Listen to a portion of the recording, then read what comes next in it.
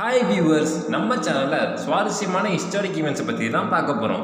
History பற்றி தெரிஞ்சவங்க எல்லாருக்குமே சஞ்சுவை பற்றியும் அவர் எழுதின ஆர்ட் ஆஃப் வார் என்ற புத்தகத்தை பற்றியும் கண்டிப்பாக தெரிஞ்சிருக்கும். இந்த புத்தகம் எழுதப்பட்டு 2500 வருடங்களுக்கு மேலே ஆனாலும் கூட இப்போ வரைக்கும் நடக்கிற நவீன பொருட்களுக்கும் இந்த புக்கை தான் பைபிளாக கன்சிடர் பண்ணுறாங்க. சஞ்சுவோட வாழ்க்கையில் நடந்த ஒரு சுவாரஸ்யமான சம்பவத்தை பற்றி தான் இன்றைக்கி நம்ம பார்க்க போகிறோம்.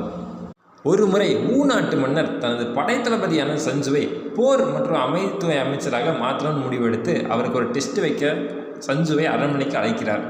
மன்னர் சஞ்சுவை பார்த்து, உங்களால் எந்த ஒரு மனிதரையும் நல்ல போர் வீரராக மாற்ற முடியுமா அப்படின்னு கேட்குறாரு. அதற்கு சஞ்சு சிறிதும் தயங்காமல் என்னால் கண்டிப்பாக முடியும் அப்படின்னு சொல்கிறாரு. உடனே மன்னர் அந்த புறத்துலேருந்து 360 பெண்களை கொண்டு வந்து சஞ்சு முனை நிப்பாட்டுறாரு. உங்களால் முடிந்தால் இவங்க எல்லாத்தையும் வீரர்களாக மாற்றி காமிங்க அப்படின்னு அவர்கிட்ட சவால் விடுறாரு. இந்த 360 பேரை 2 குழுவாக பிரிக்கிறாரு சஞ்சு.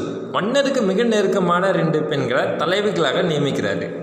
பின்பு சஞ்சு அந்த 2 குழுவையும் பார்த்து வலது பக்கம் திரும்பி நடக்குமாறு கட்டளை இடுகிறார். எந்த பெண்ணும் அந்த கட்டளை ஏற்கலை. மாறாக எல்லாரும் அவரை பார்த்து கேலியாக சிரித்தாங்க.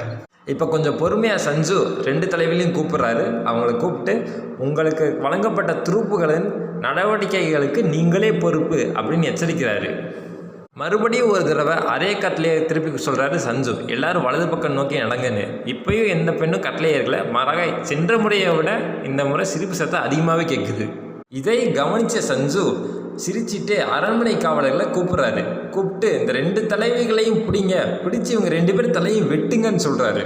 இதுவரை நடப்பதையெல்லாம் ஏளனமாக பார்த்து சிரித்து கொண்டிருந்த மன்னர் பதறி எடுத்து, தயவு செஞ்சு அப்படி எதுவும் செஞ்சிடாருங்க, அவங்க 2 பேர் இல்லைன்னா எனக்கு தூக்கமே வராது இன்னும் கெஞ்சுறாரு சஞ்சு கிட்ட. மன்னரோட கோரிக்கையை நிராகரிக்கிறார் சஞ்சு. காவலர்கள் சொன்ன கட்டளையை ஏற்காம தயங்கி நின்றுட்டு இருக்காங்க. இப்போ சஞ்சு காவலர்களை பார்த்து உயர்ந்த குரலில், இந்த கட்டளையை நீங்கள் ஏற்க மறுத்தால் உங்களுக்கும் இதே தண்டனை தான் அப்படின்னு எச்சரிக்கிறாரு. சஞ்சுவை பற்றி நல்லா தெரிஞ்சிருந்த காவலர்கள் அவரோட கட்டளையை ஏற்று அந்த 2 பெண்களோட தலையும் வெட்டுறாங்க. அங்கே இருந்தவங்க எல்லாரோட மனசிலும் ஒரு பயம் உருவாச்சு. கட்டளையை மீறினா கண்டிப்பாக தண்டனை உண்டுன்னு. இப்போ மறுபடியும் சஞ்சு வேறு 2 பெண்களை தலைவிகளாக நியமிக்கிறார். இப்போ கொடுக்குற கட்டளை எல்லா பெண்களும் கணக்கச்சிதமாக செய்து முடிக்கிறார்கள். அடுத்த சில நாட்களிலேயே தேர்ந்த போர் வீரர்களாக உருவெடுக்கிறார்கள் அந்த புற பெண்கள்.